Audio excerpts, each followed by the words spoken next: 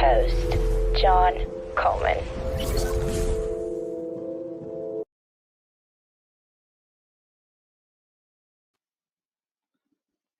So today we're talking about meetings with Agile. If you use Scrum, there are 4 formal, inspect, and adapt events.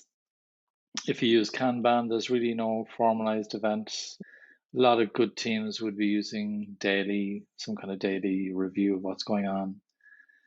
One of the reasons why I want to talk about this today is I had a chat with somebody about what do we do with all these agile meetings? Because since we put in this agile model, so we don't have any time to get any work done. And the context here is somebody working in Ireland for an American company. So they do their work in the morning in Ireland because there's 5-hour time difference to East Coast US. And then once the Americans start, it's like meeting mania for the afternoon. So basically, they can't get any work done for the Irish afternoon. And I was curious about that because in Scrum, for example, the daily Scrum is an event to avoid other meetings. Similarly, in Kanban, if you did have a daily review of flow and we're looking what was going on, the intent of the meeting is for people who are doing the work to collaborate, cooperate, tricky things that they're trying to solve today, things that they're trying to finish, things that they're trying to progress. It's not a session for talking about the blind, obvious stuff where we know what we need to do. We can just follow a recipe and we can work on our own. We can just do it. Really, this is why I'm not a fan of person by person updates at daily meetings. The 3 questions were in the Scrum Guide until the 2020 version, which came out at the end of last year. And I was relieved that those 3 questions were removed, even though they were only in there as a kind of a suggestion, became the thing that everybody does. Just what did I do yesterday? What am I doing today? Do I have any impediments? And the problem with those 3 questions is that there's a few problems. One of the problems is that I feel like I have to give an update. I feel like I might need to look busy or whatever. And another problem is that maybe some of the things that I'm doing really are of no interest to anybody. So why would anybody really want to know about that kind of stuff? So it becomes really boring. And if I'm honest, when I give updates myself, I found myself getting my energy ready for my update and then I switch off after my update was done. So I wasn't really in the frame of mind of what can I do to help my colleagues. And the third problem is it becomes a I'm all right, Jack type update and just see who's going to get it in the neck today. It's very problematic when you've got visitors. Visitors are supposed to be quiet. I've never seen a visitor actually be quiet. I remember I did a training course one day and someone was giving me a lot of hassle that they wanted to see something real. Of course, in hindsight, this person was never going to be convinced. I don't try to convince people. This person was never going to be satisfied and was wasting my energy. And I brought him to Teams Daily. I said, can you just observe and don't interfere? Just let them carry on. And he interfered.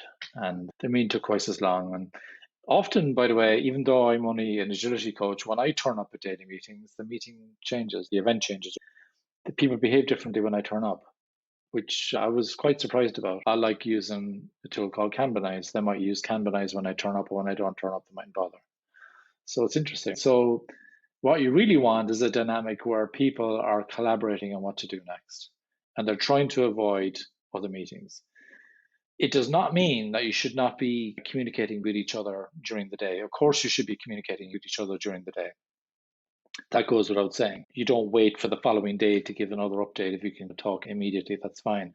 But it's like the minimum cadence where we're checking what's going on. And it's particularly relevant for Scrum because with Scrum, there's a product goal, which is like the direction of travel, where are we going? And the sprint goal is a direction of travel, where are we going for the sprint, which is iterating towards the product goal. So having a daily checkpoint against that sprint goal, which is iterating towards the product goal, keeps our eye on the prize a little bit and stops us going off like a drunk man walking down a dark alley. So keeping us going in one direction.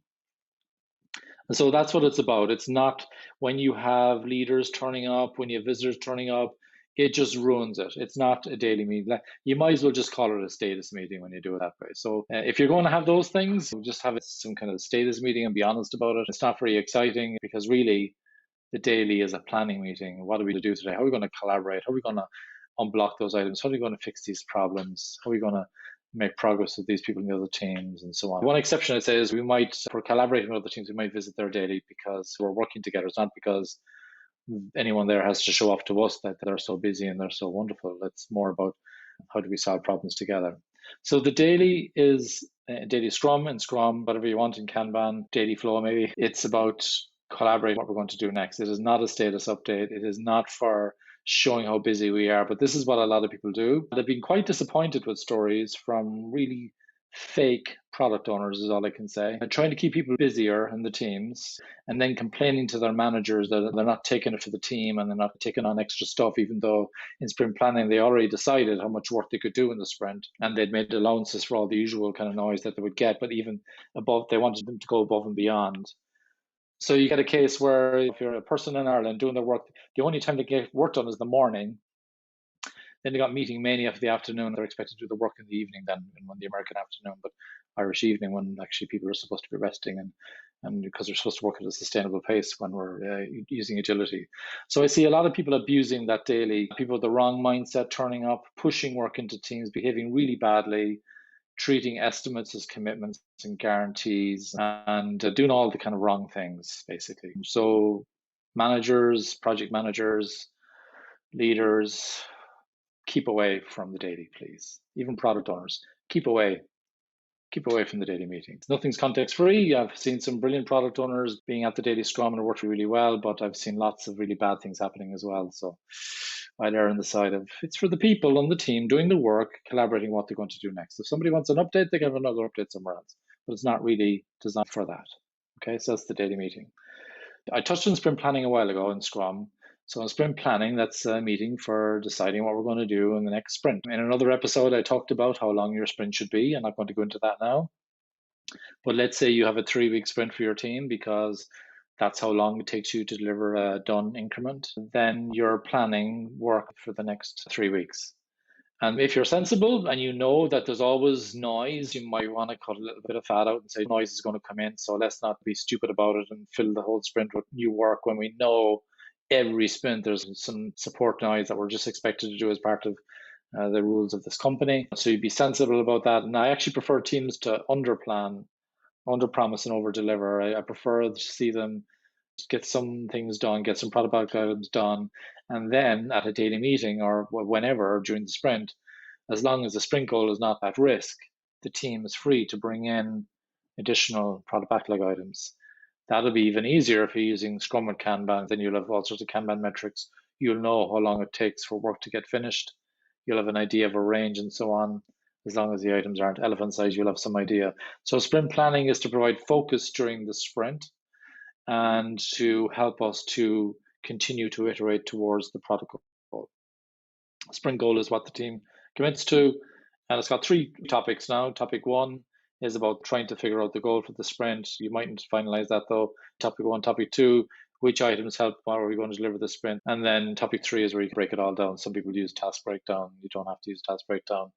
But at the end of the sprint planning, you basically come up with it, say, this is our sprint goal, this is the forecast, these are the items we're going to deliver them, and it should be focused on that. There should be no stakeholders really at sprint planning, in my opinion. You can get technical experts in, maybe if there's some skills that we're short of in our team that we just don't have in the team. So you need someone to come in and contribute in terms of technical knowledge.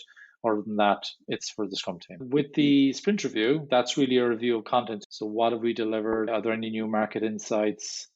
Do we have any updated forecasts? It's a great place to review deadlines. But look, maybe a probabilistic forecast if you're using Scrum and Kanban and you're reviewing what's going on there. You're looking at what went well during the sprint and what problems you might have solved as well. It's a bit less prescriptive in the 2020 Scrum Guide. But essentially, you're looking at the increment, the outputs really that are ready to be shipped, or maybe they've been shipped already.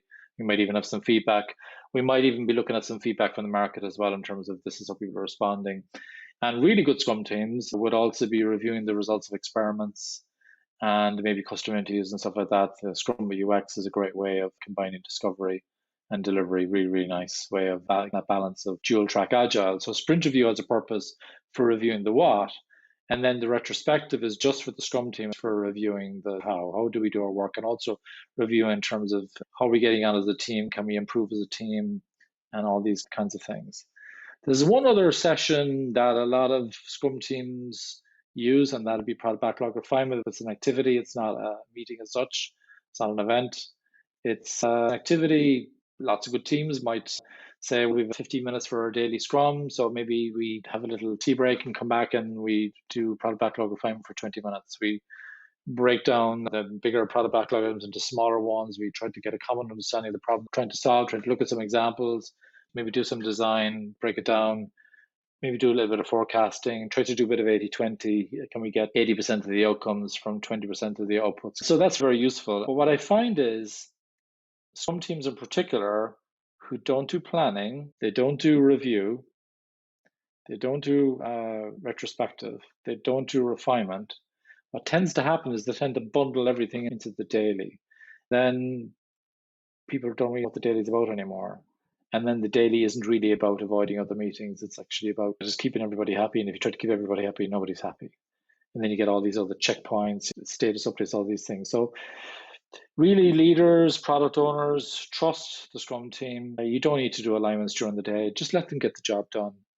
Look at what they've done. You'll have opportunities as stakeholders to look at things before they build them in product backlog refinement and in the sprint review, and also even before the sprint review as well, as the team has work that's ready to be reviewed.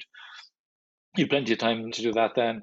Just trust them. Stakeholders need to also exhibit the behaviors that are related to the Scrum values, allowing the team to be focused, and you as a leader allowing them to be focused, being open and having the courage to talk about problems that are going on, and being respectful and allowing the team to be committed to what they've already said they deliver.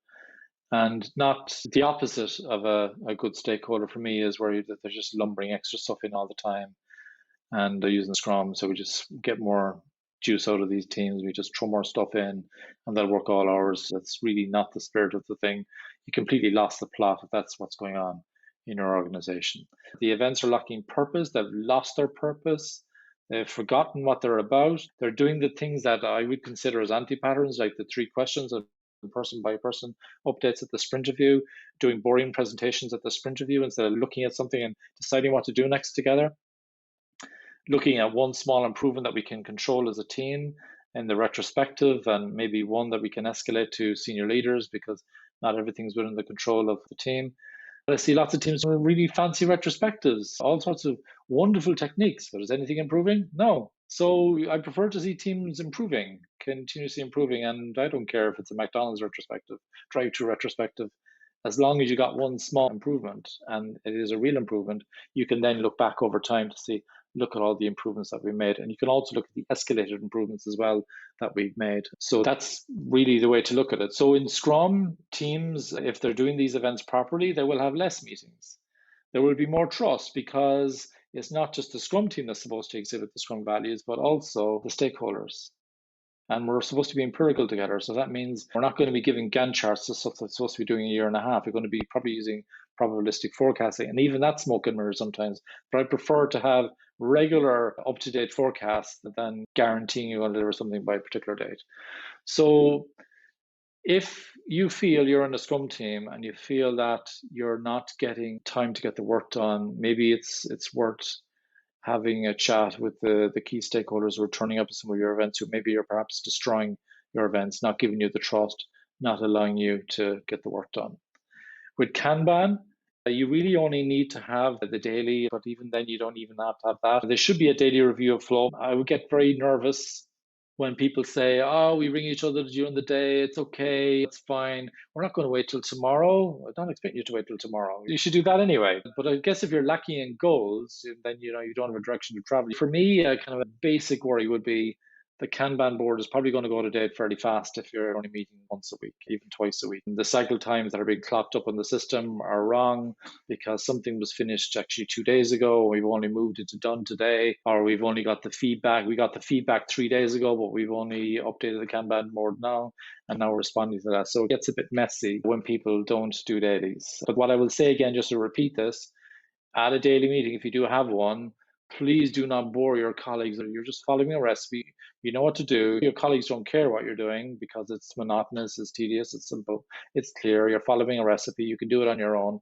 It's only the stuff really that where you need to collaborate, the stuff that you need to talk about. You want there to be a team spirit. Now, also in Kanban, I would say, even though retrospectives aren't mandated, a really good Kanban team would be doing some kind of retrospective. Same tip I would say to you, just make sure there's one small improvement that we do in the next time period. And if there's something that needs to be escalated, get it escalated.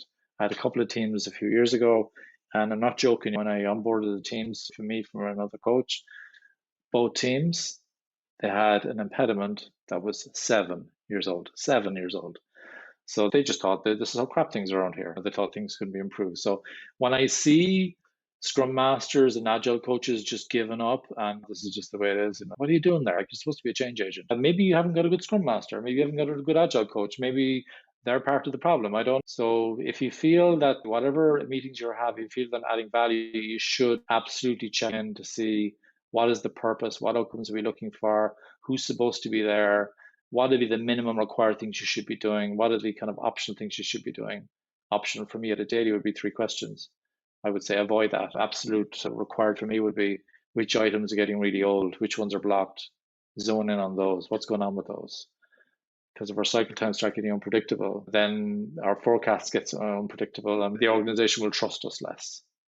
I'm not saying that our work is predictable, but it just gets more predictable when you can have a kind of a tighter range of cycle times. And you have tighter range of cycle times per work item type if you really watch your work item age. So whatever you do, try to watch work item age, whether it's Scrum, Kanban, or whatever type of approach that you're using. That's pretty much it for today. I hope you enjoyed this. If you have any topics that you'd like me to talk about on another session, just direct message me on social media.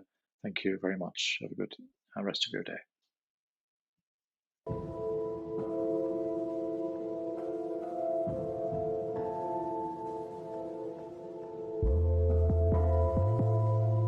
Got a question for us? Leave a voice message at anchor.fm/dailyflow/message and we'll feature it as well as provide you with an answer.